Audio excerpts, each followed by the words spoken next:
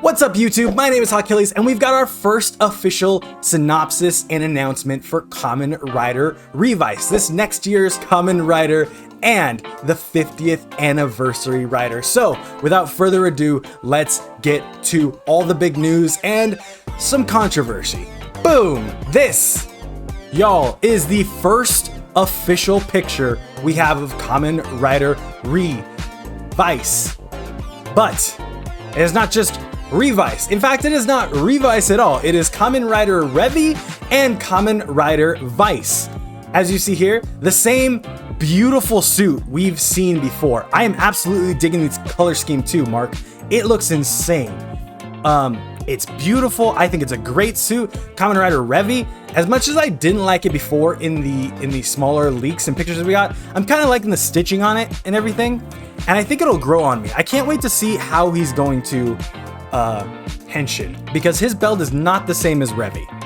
Vice doesn't have a belt, as seen in other leaks. And I'm also assuming this isn't Vice's main form. I'm assuming Vice's main form is what we saw on the Superhero Senki poster. We've got the official synopsis, full-on thing. This is coming straight from the Tokusatsu network, who did some translating for us. Toei's newest series, Kamen Rider Revice, will premiere on September 5th, following the completion of Kamen Rider Saber, making his first appearance in the Kamen Rider Plus Super Sentai anniversary movie Superhero Senki, which premiered today. Kamen Rider Revice is the latest addition to the Kamen Rider franchise and the third Reiwa era rider. And here's where we get into some things that make a lot of sense and some things that don't make some sense, but it's like that with every Kamen Rider. So I'm gonna read it to you and I'm gonna give you my thoughts on it. Deadmans is an organization that worships demons. Through the use of mysterious V-stamps, monsters called Deadman are born from within humans. Fighting to protect his family from Deadman's clutches is Iki Igarashi. He himself has a contract with Vice, a demon that lives within Iki's body. Together, they transform into two Kamen Riders, Iki as Kamen Rider Revi, and Vice as Kamen Rider Vice. Together, they are Kamen Rider Revice. Iki Igarashi will be played by rising star Kentaro Maeda, while Vice will be voiced by Subaru Kimura, known for voicing the Uchu Sentai Q Rangers Seiza Blaster, as well as his roles in recent animes such as Aotodu and Jujutsu Kaisen. Iki's younger brother Dani Igarashi will be played by Wataru Hyuga, and his sister Sakura Igarashi will be played by Akuya Emoto. Noritaka Hamo will play George Karaya, the man behind the development of Revice's rider system.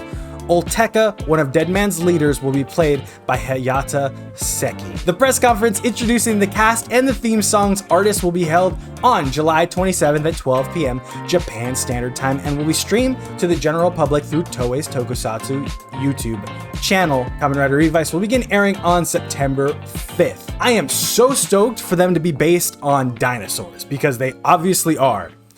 I wish they would have thrown it in here a little bit, you know what I'm saying? And that is something I think that Saber did really well. Maybe not all the time, but at least they did it, where books was their thing, their like main theme, their main gimmick, and they ran with it. Books are so integrated into Kamen Rider Saber's story, and just right off the jump here, dinosaurs don't seem to be very integrated into Revice. Here's some super interesting stuff about the staff. The head writer for Revice is mainly a novelist and has never written for Tokusatsu. And the last time I can think that happened was Kamen Rider Gain. And I'm so excited to see what like new ideas, what just like trope breaking things a new writer to this entire genre brings to the table. The composer for Kamen Rider Revice is the same composer they used for Kamen Rider Decade, Double, and O's, which I'm super stoked about, because if you saw Tokusatsu World Tour this week, you know how much I love Kamen Rider Double's soundtrack. Now, we get to the part that I have to talk about, because last night, as soon as the cast was announced, some old things got brought up about one of the actors, specifically Kamen Rider Vice Subaru Kimura, the voice actor for Kamen Rider Vice. And I would be remiss to talk about it. In fact, I think anyone covering anything this season would be remiss to not talk about it. because it kind of puts an asterisk next to the whole season.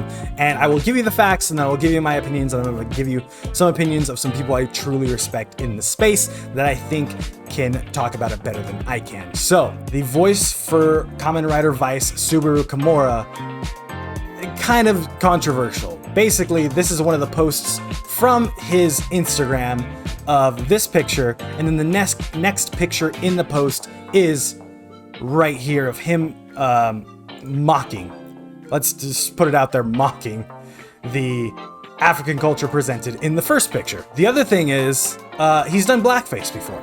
That's what it is. He's done blackface before. As far as I know, to this day, there hasn't been any apology for it. There hasn't been any remorse about it. And so that's where it's at right now. Let me preface this. 1, I am obviously not perfectly equipped to deal with the issues of racism, especially blackface and mocking African culture. I just do not have those experiences in life. I was not born with the chance to have those experiences. But I do have some friends in the Toku spaces that do.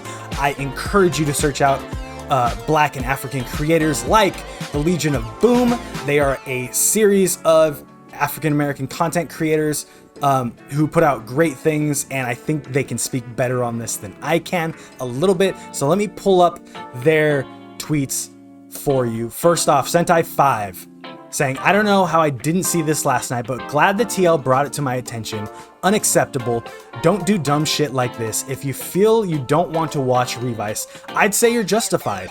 For those watching, it's just as important we acknowledge this unacceptable behavior. And Vaughn tweeted as well. So I woke up to this news about Vice's actor about his racist past. As a Toku fan, this is very upsetting since I liked his voice in Q Ranger. But as a black man, I'm pissed off that he did this. This man is a whole MC rapper, so you know he is influenced by black culture. He has no right to be making fun of something he's a culture vulture of. Also, it's weird too because he's also on another kid's show with Hilltop's actor. While I'm still going to watch Revice, fuck that man. I do feel like this is the overall consensus from a lot of people from Twitter. 100%, I'll say it right now, fuck racism, fuck blackface. Like, there's not really a way you can defend that. It's a heavy video for someone that hasn't apologized or shown any remorse. I'm absolutely disgusted by it. And on the other side of me, there is myself, who is a gigantic fan of Kamen Rider, whose entire internet persona has been based off of these tokusatsu shows. Mainly Toei's tokusatsu shows. I admitted this to myself a long time ago, and I think I just wanted to share it with everyone else, that Toei is not the progressive, cutting-edge company we want them to be. Toei is the Walmart of Japanese media. They are turning out so much in so little time, they are basically a factory. They could care less what happens on one of their shows, let alone a show that's just for a Japanese audience that isn't being localized to America. So why would they care about the voice of someone who illegally downloads and streams their content? I totally get that. Me boycotting Kamen Rider Revice will do nothing in terms of the big picture. If this isn't a problem in Japan, then Toei will not take a second look at it. I don't think it's right, but that is the way this company works. And I'm pretty disgusted by it, but I will say I'm even more disgusted by this next part. Team Kamen Rider announced today that Heisei Week 2 is happening on August 2nd and 7th. Special announcement, we're going live in a few minutes to talk about our upcoming event. Week 1, or every event that Team Kamen Rider has been put on so far, been fantastic. Let's be honest. They show episodes, they show movies, and it's great. The problem here comes that I watched this live stream that was today, a few hours ago, and they admitted they texted each other sometime around 10 p.m. last night to say, hey, we're gonna live stream tomorrow and announce this. He texted me at like it was like 10 o'clock at night. I'm like texting you guys, hey, bring your jerseys tomorrow. We got this. We're gonna do a live stream. What happened around 10 p.m. last night? This tweet started circulating. It was the biggest, and it is the biggest thing happening on Toku Twitter right now. And today, Team Kamen Rider says, hey, special announcement, Heisei Week 2. And people retweet it, and people quote tweet it, and people are excited about it, which is great. But this is August 2nd to August 7th. That's in 2 weeks. You can give the fandom a day to kind of just ingest what's happening. Because as much as I've liked the things going on with Team Kamen Rider, spreading all the positivity, all the content they have, Team Kamen Rider is kind of built on taking advantage of a fandom. You are trying to sell me toys from a company who wants to take down the fan subs I watch to get those toys and doesn't want to localize that show for me to watch it. So I'm just supposed to buy these toys without actually having seen the seasons, the shows, because you won't give them. Without fan subbers, Team Kamen Rider is nothing. But they are the Western face, the only public Western face of Kamen Rider. To act like this is a coincidence would be insane in my book. That you have this big controversy breakout, that night you plan a live stream for the next day to announce your next big event for the Western audience. When, let me be absolutely frank, the Western audience is the only people angry about this controversy. That is where I'll leave it, because like I said, there are other creators in the space who can talk about it far better than I can based on their experience and everything. I will say this: watching Kamen Rider Revice does not make you a racist. Enjoying Kamen Rider Revice will not make you a racist. Enjoying that character in Kamen Rider Revice will not make you a racist. But defending blackface, letting these kinds of things slide without calling attention to them, because don't get me wrong, attention should be called to them. That stuff makes you a racist. And it's up to you. That is Kamen Rider Revice, all the announcements, all the controversies. So let me know what you think in the comments section down below. Also, don't forget to henshin that like button into a blue boy and rider kick that subscribe button. If you want to be friends with me, I want to be friends with you. I'm streaming on Twitch right now. Come check it out. Also, all my social media is right there on the side of the screen. Thank you so much for watching, and I will see you next time.